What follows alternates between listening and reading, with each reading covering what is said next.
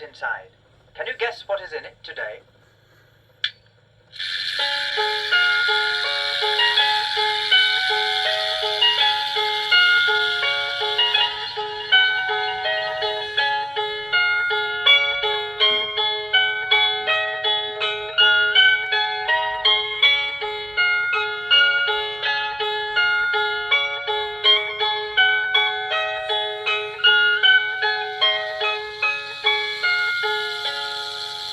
It's Mr. Crockett. Hello, Mr. Crockett. How's the garage? Busy? A lot of cars calling?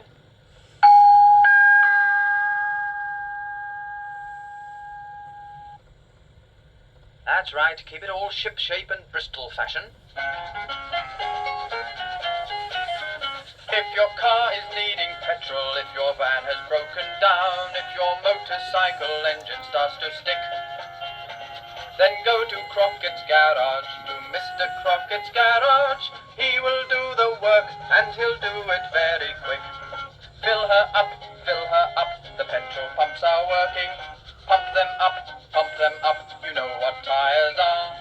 Hurry up, there is no time for shirking if you want a very super sort of car. Here's the army truck from Pippin Fort. Mr. Crockett asks the driver what he wants. He takes the cap off the top of the bonnet, picks up his water can, and fills up with water. Now for petrol. Fill her up, the petrol pumps are working. Pump them up, you know what tires are. Hurry up, there's no time for shirking if you want a very super sort of car.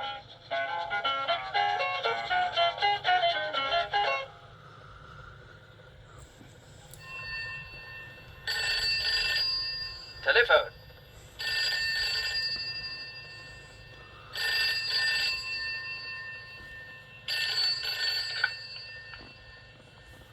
A van broken down in Camberwick Green.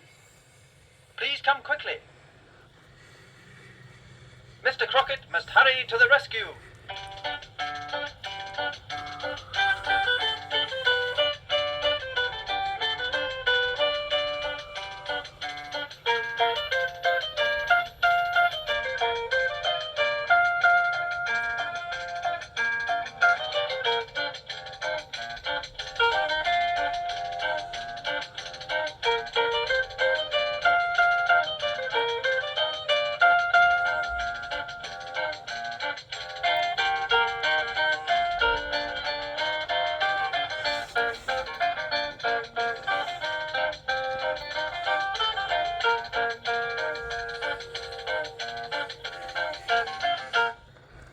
It's Mr. Murphy the baker who is having trouble with his van.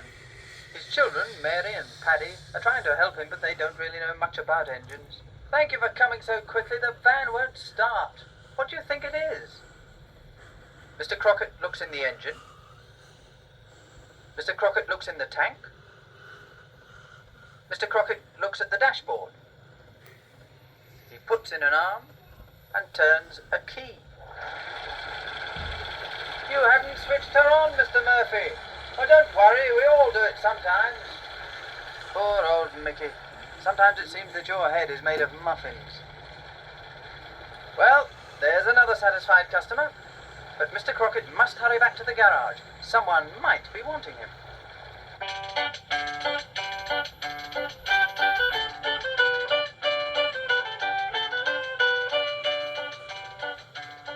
Someone is wanting him. It's Jonathan Bell, the farmer. He wants some petrol.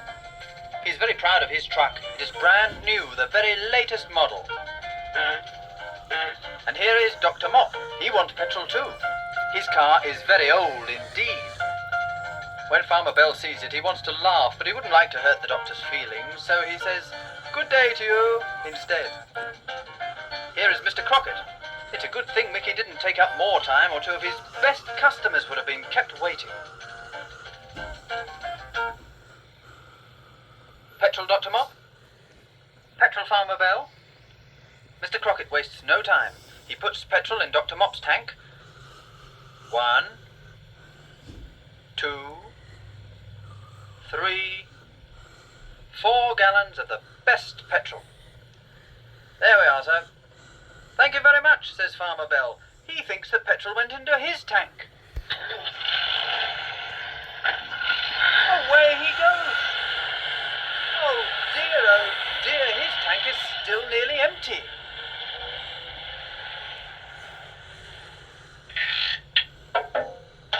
This is Colley's Mill. Do you know who lives here? Yes, Windy Miller. Windy Miller, sharper than a thorn. Like a mouse he's spry and nimble when he grinds the corn. Like a bird he'll watch the wind and listen for the sound, which says he has the wind he needs to make the sails go round.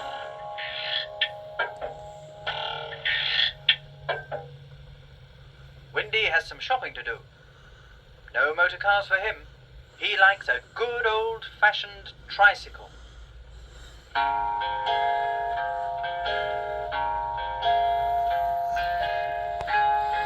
Not very fast, but it's good exercise. And a tricycle doesn't make much noise.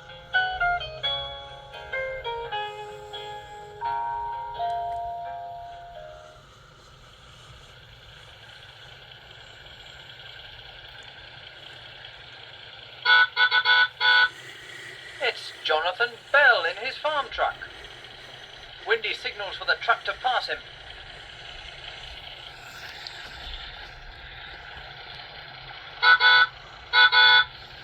But Jonathan wants Windy to stop.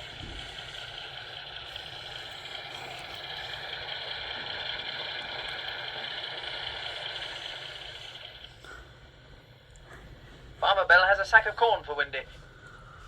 Shall he deliver it this afternoon? Windy says, yes, please. Farmer Bell looks at Windy's tricycle. He tells Windy that he ought to get a truck, then he could collect his own corn. Oh, I wouldn't get rid of my tricycle. It's much better than your truck.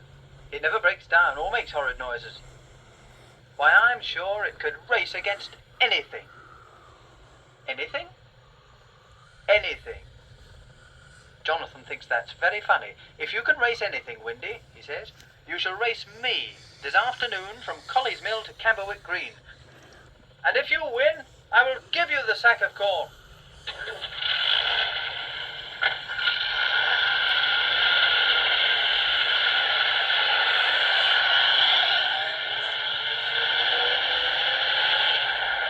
Well, no harm in trying, thinks Windy, and he gives his tricycle a pat.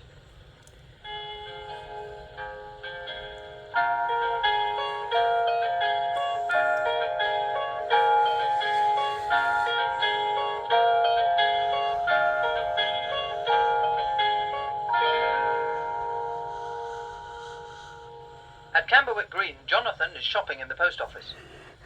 As he comes out, he tells Mrs. Dingle about the race.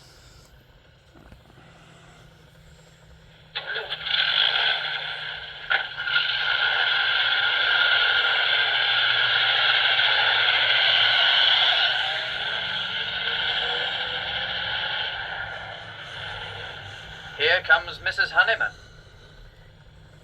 Well, that's done it. Now, everyone else in Camberwick Green will know about it.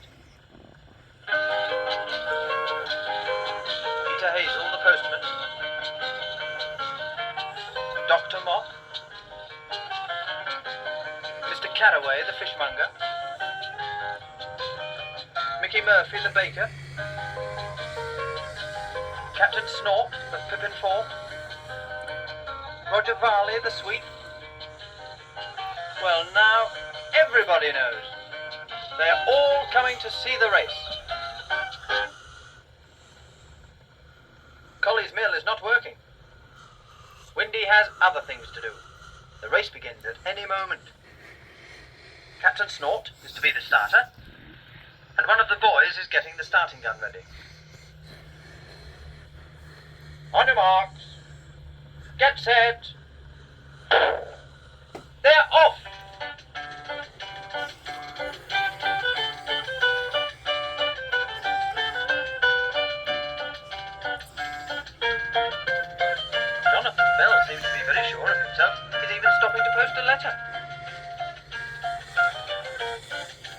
Mickey's bakery, a crowd has gathered. They are very excited. They won't have to wait much longer.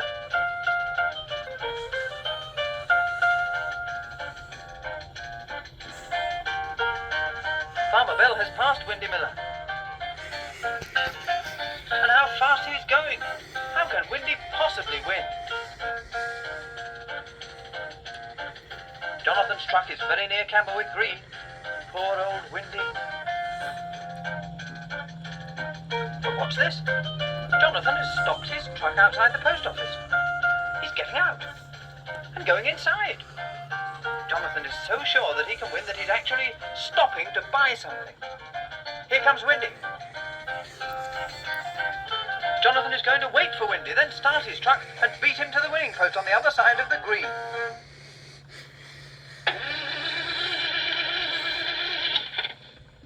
But what's this? The truck has stopped. It's no good. It won't go.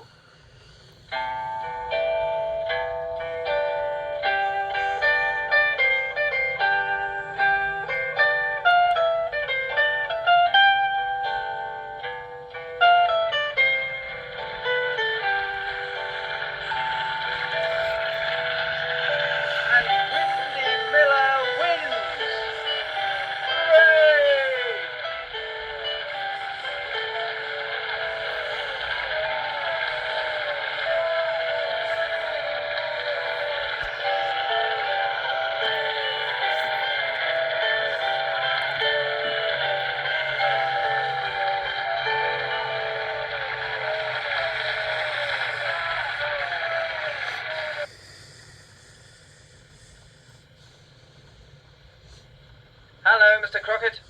That was an exciting race, wasn't it? Well, it proves one thing. People do run out of petrol, but they never run out of legs. So Windy is right in a way.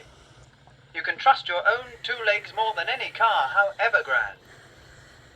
Was Jonathan cross when he found he'd run out of petrol?